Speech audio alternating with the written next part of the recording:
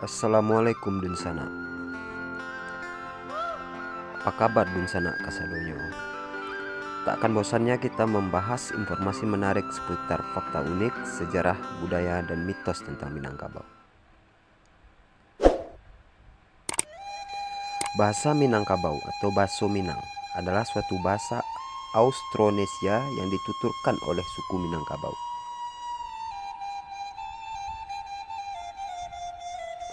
Melalui diaspora, masyarakat bersuku Minangkabau, bahasa ini juga dituturkan di beberapa wilayah lain di Sumatera Utara, Jambi, Bengkulu, sebagian Aceh, sebagian Riau, serta di wilayah luar negeri, meliputi Negeri Sembilan.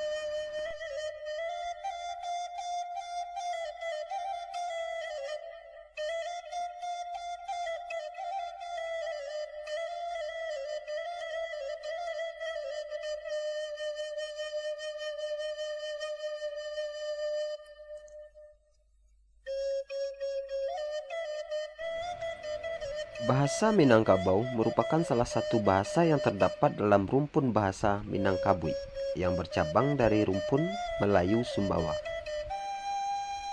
yang disebut juga sebagai rumpun bahasa Indonesia Barat yang diturunkan dari rumpun Melayu Polynesia yang merupakan cabang rumpun bahasa Austronesia.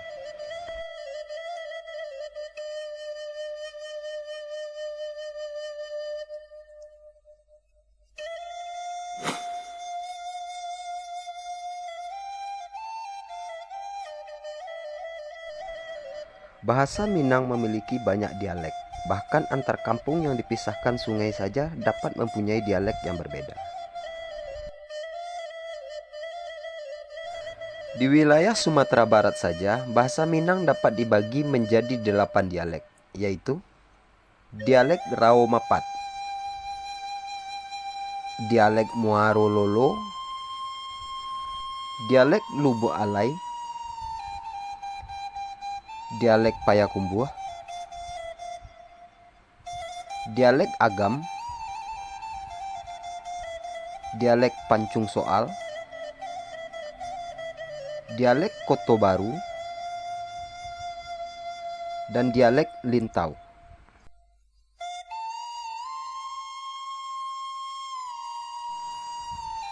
Selain itu, masing-masing dialek seperti Payakumbuh, Agam, dan Pancung Soal masih dapat dibagi ke dalam subdialek. Dialek bahasa Minangkabau yang dituturkan di Singkil, Simeulue, Aceh Selatan, Aceh Barat Daya, Nagan Raya, dan Aceh Barat juga disebut dengan bahasa Aneuk Jame. Sedangkan di Tapanuli Tengah, Sibolga, Tapanuli Selatan, dan Pantai Mandailing Natal disebut bahasa pesisir. Lalu di Provinsi Riau, bahasa Minang dibagi ke dalam 4 dialek, yaitu yang pertama dialek Rokan, dipakai di Kabupaten Rokan Hilir dan Rokan Hulu. Yang kedua dialek Kampar, disebut juga sebagai bahasa Ocu, dipakai di Kabupaten Rokan Hilir, Rokan Hulu, Kampar, Pelalawan, Kota Pekanbaru, Kuantan Senggigi, Kuansing, dan Indragiri Hulu. Yang ketiga dialek Basilam, dipakai di Kabupaten Rokan Hilir.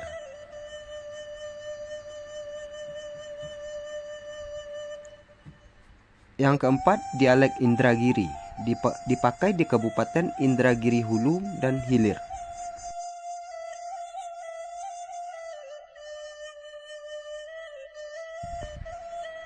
Dialek-dialek bahasa Minangkabau yang berada di Provinsi Riau dalam perkembangannya mendapat pengaruh dari bahasa Melayu di sekitarnya.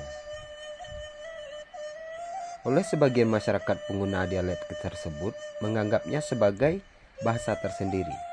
Bahasa Minangkabau umum ini juga disebut sebagai bahasa Padang, Baso Padang, atau bahasa Orang Awak.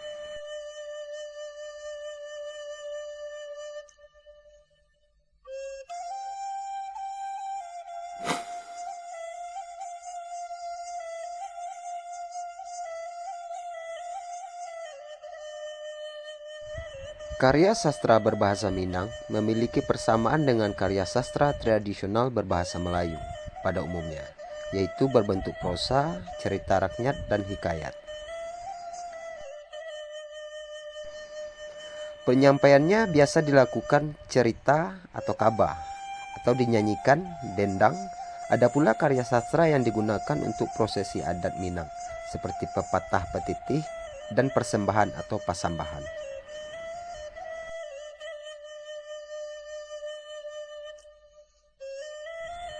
Pepatah petitih dan pasambahan banyak menggunakan kata-kata kiasan.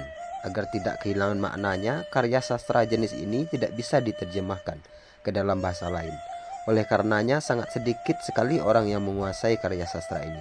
Hanya terbatas pada nenek mama dan pemuka adat.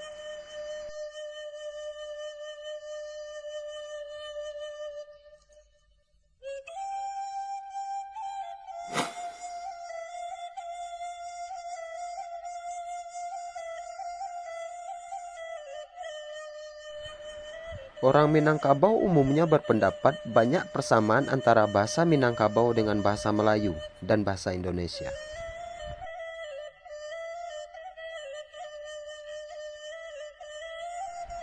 Bahasa Minangkabau merupakan salah satu bahasa daerah yang banyak memberikan sumbangan terhadap kosakata bahasa Indonesia.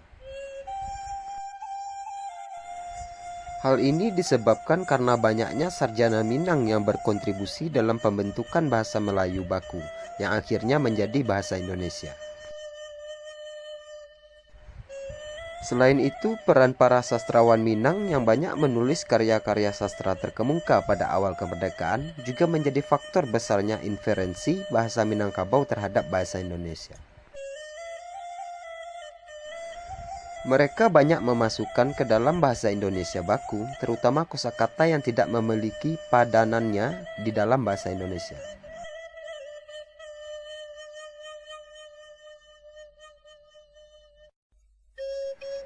Pada tahun 1966, dari semua kosakata non-Melayu dalam Kamus Bahasa Indonesia, bahasa Minangkabau mencakup 38% dari keseluruhannya. Angka ini merupakan yang tertinggi dibanding bahasa daerah lainnya, seperti bahasa Jawa sebanyak 27% dan bahasa Sunda sebanyak 2,5%. Meskipun dalam perkembangannya jumlah kosakata Minangkabau cenderung menurun dibanding interferensi kedua bahasa lain tersebut. Abdul Ghaffar Ruskan dalam makalah yang disampaikannya di Sarasehan Bahasa Minangkabau menyampaikan pola perubahan kata dari bahasa Indonesia ke bahasa Minangkabau sebagai berikut.